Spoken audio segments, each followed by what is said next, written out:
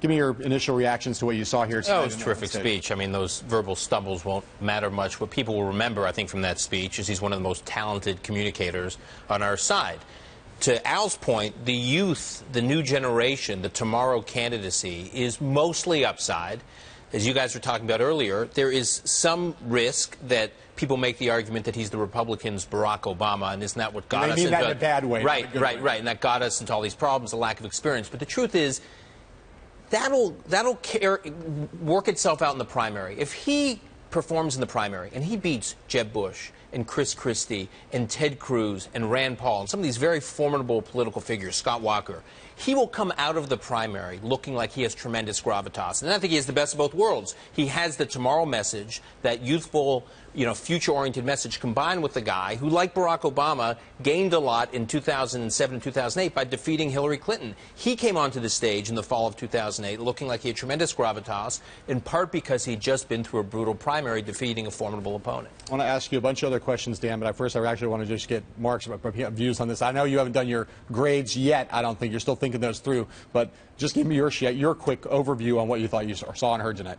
Very strong and right on the message he'd want to be on. My instinct is doing it when he did it, both right after Hillary Clinton and at 6:30, 6 o'clock at night Eastern time.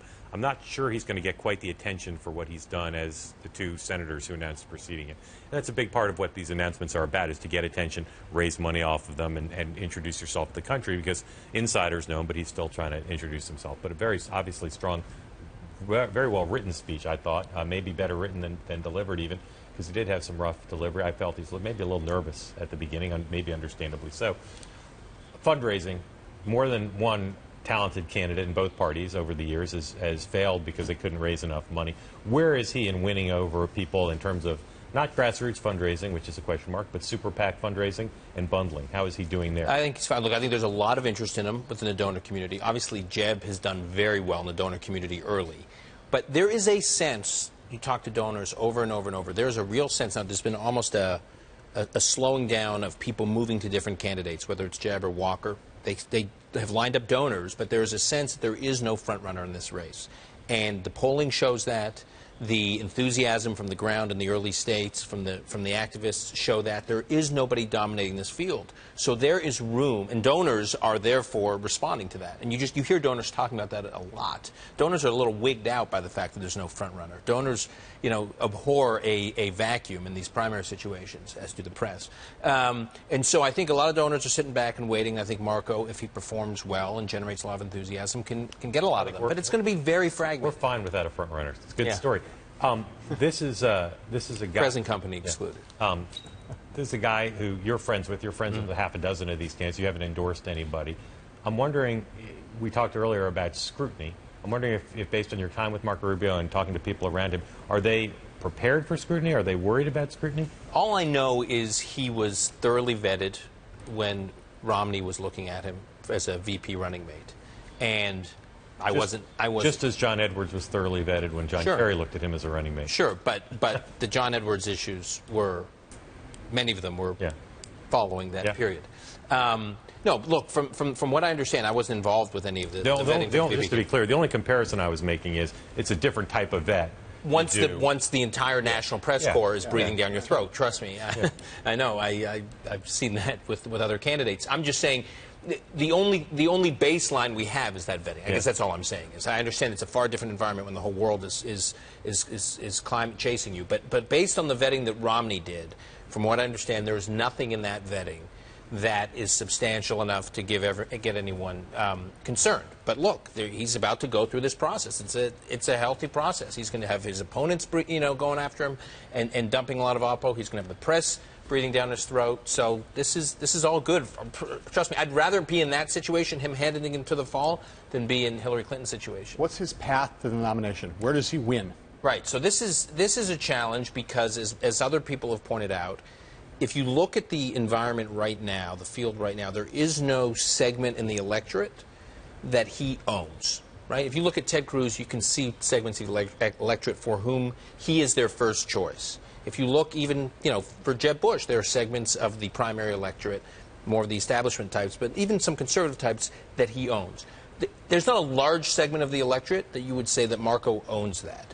on the one hand. So it's going to be a very dynamic process, and some people are going to have to rise, and others are going to have to fall in order for him to find his space. Al, I want to go back to you and ask you about this issue of Rubio not having a voter base, which Dan pointed out, and all of us in looking at the polling have seen that. If he's to build a coalition, not just in Iowa and New Hampshire, but nationally, where are the building blocks of the Rubio coalition demographically?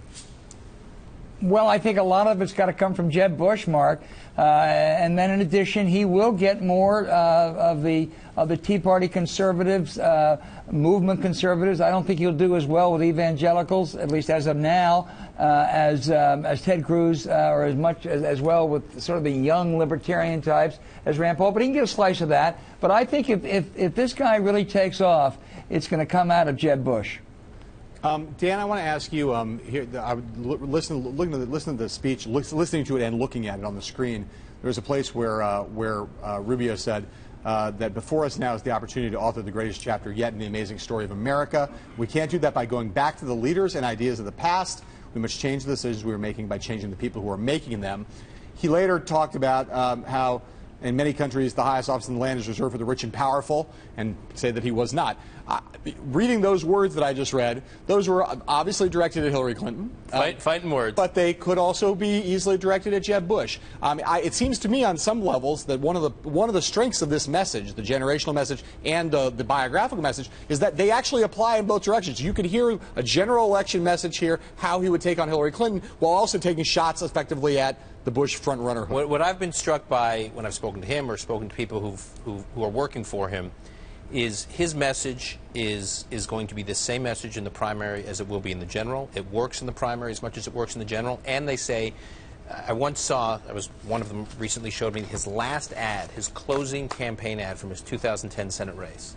And you watch that spot and him looking at the camera, talking about his message, and they said that's going to be his exact message running for president. In other words, this message is how he's running. That speech he gave, he's delivered versions of that speech 1,000 times. We've all seen it over and over and over. This is who he is.